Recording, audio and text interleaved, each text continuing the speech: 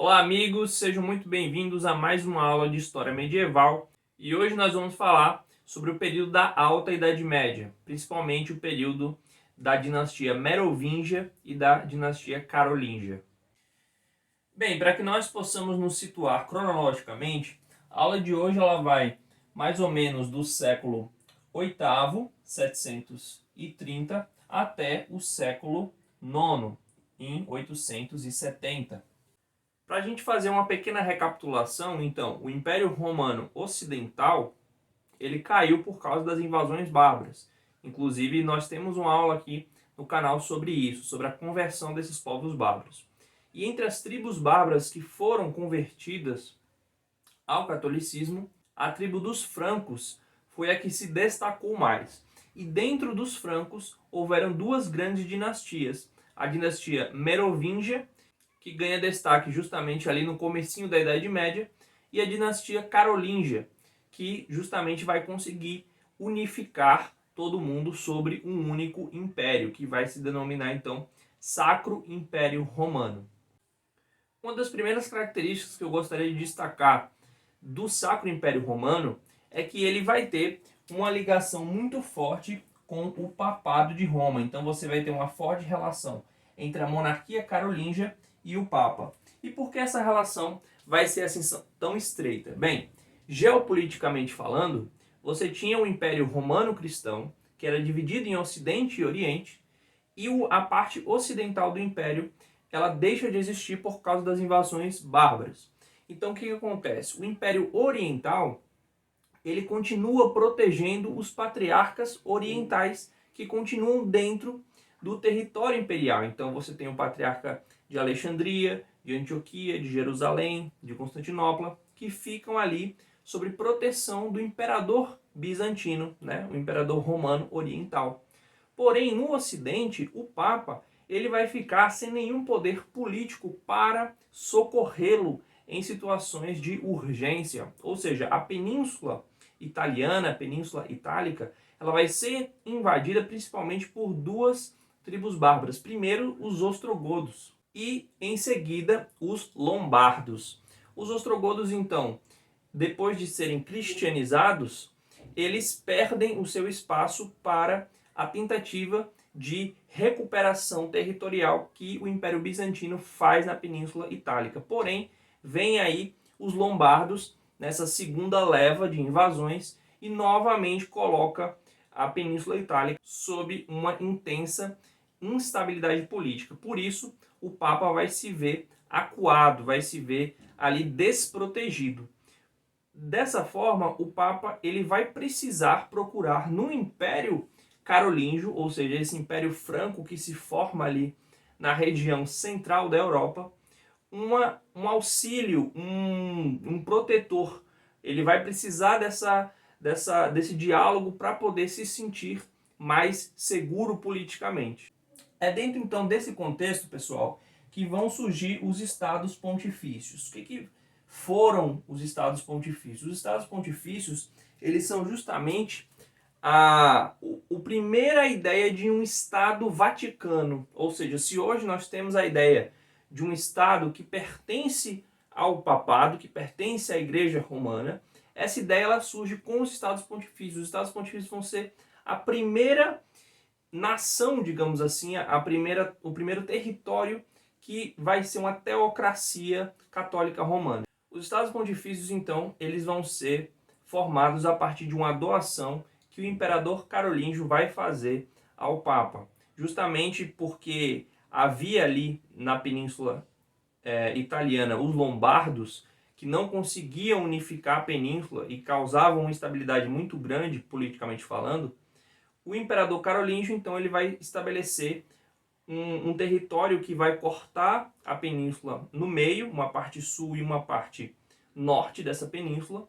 A parte norte vai ser integrada no Império Carolíngio, a parte sul vai continuar sob ocupação bizantina durante mais algumas décadas, e esse território intermediário que vai dividir essa península vão ser os Estados Pontifícios, ou seja, o Papa agora, além de ser um patriarca do ponto de vista espiritual, um líder da igreja, ele se torna também um teocrata, ou seja, aquele que detém o poder de uma teocracia, um líder de Estado. Agora, uma coisa que a gente não pode deixar de notar aqui é que para a criação dos Estados Pontifícios foi usada aí um documento que na verdade foi um documento falso, um documento forjado que alegava uma doação que teria supostamente sido feita pelo imperador Constantino I. Então, os partidários da criação desse Estado Pontifício, ou seja, a cúpula ali da Igreja Romana, vai então trazer esse documento, que na verdade é um documento falso,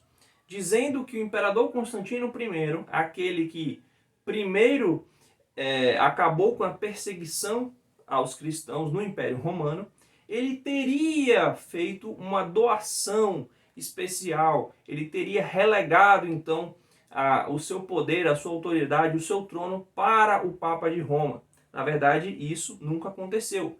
Porém, o imperador carolíngio vai acreditar nisso, vai acreditar que isso realmente aconteceu, que realmente o Papa ele era, de certa forma, herdeiro do poder imperial de Constantino I. Por isso, o imperador carolíngio ele vai aceitar essa submissão que o Papa vai querer impor sobre ele. Então, ele vai se submeter ao Papa.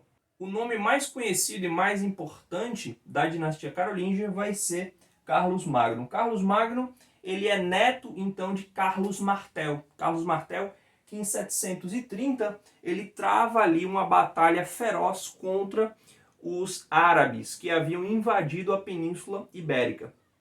Então a gente precisa notar aqui a Hégira muçulmana, que é a migração ali, a jornada do profeta Muhammad, ela acontece no século VII, e já no século VIII os árabes já estão em plena expansão, né, entrando na Península Ibérica por volta aqui do ano 730. E da Península Ibérica eles então ameaçam entrar para os domínios do Império Franco.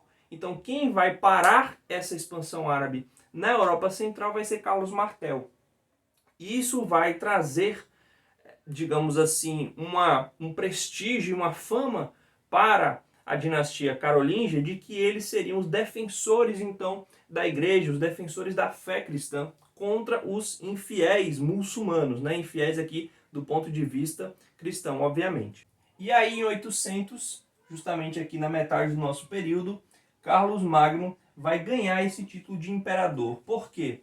Porque o Papa, então, ele se entende no direito de, ora, se ele recebeu esse título imperial, se ele recebeu essa dignidade imperial de Constantino I, que nós sabemos que foi a partir desse documento que eles acreditavam que era um documento verdadeiro, então ele se entende no direito então de repassar esse título imperial para Carlos Magno. Os bizantinos não vão gostar muito dessa ideia, né? Porque eles se entendem como os únicos verdadeiros sucessores do Império Romano, mas eles vão reconhecer esse título imperial sem atribuir o nome romano. Então eles vão dizer, olha, o que está acontecendo no Ocidente é a formação de um império cristão, porém um império não romano.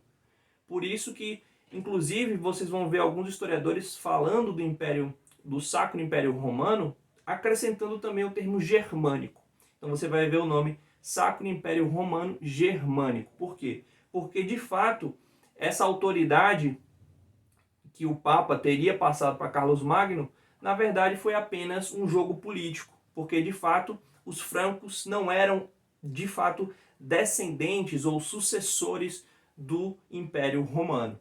E aí, para concluir o nosso período aqui, a gente vai para o ano de 870, quando acontece uma tripartição do Império. Então, o Império Carolíngio, que era esse Império Romano cristão ocidental, ele vai pegar toda o norte da Itália, como eu falei para vocês, vai pegar boa parte da Europa Central, um pouco do leste europeu, né, tendo ali estados vassalos no leste europeu, e também bastante do ocidente. Então ele vai pegar o que hoje seria a França, a Bélgica, os Países Baixos, Luxemburgo, a Suíça, a Alemanha, a Áustria, Liechtenstein e o norte ali da Itália, certo? Então todo esse território vai pertencer justamente a um único monarca, que é o imperador carolíngio. E aí no ano de 870 você vai ter ali 3 cabeças dentro da dinastia carolíngia, que vão repartir entre si esse império. O império estava muito grande e esse império vai ser repartido. Você vai ter uma parte italiana, uma parte alemã e uma parte francesa. Os nomes vão ser justamente esses, né? A parte ocidental vai ser chamada de França, a parte oriental vai ser chamada de Germânia e a parte sul vai ser chamada de Itália. E os nomes que vão ficar com cada uma dessas partes, então, vão ser Carlos II, o Calvo, vai ficar com a França, Luís II vai ficar com a Itália e Luís, o Germânico, vai ficar com a Germânia. Bem, pessoal, por hoje é isso. Espero que vocês tenham gostado dessa aula. Não deixe de se inscrever no canal, deixar os seus comentários, as suas dúvidas, as suas críticas. E se você gostou, deixa o like, tá bom? Um abraço e até as próximas.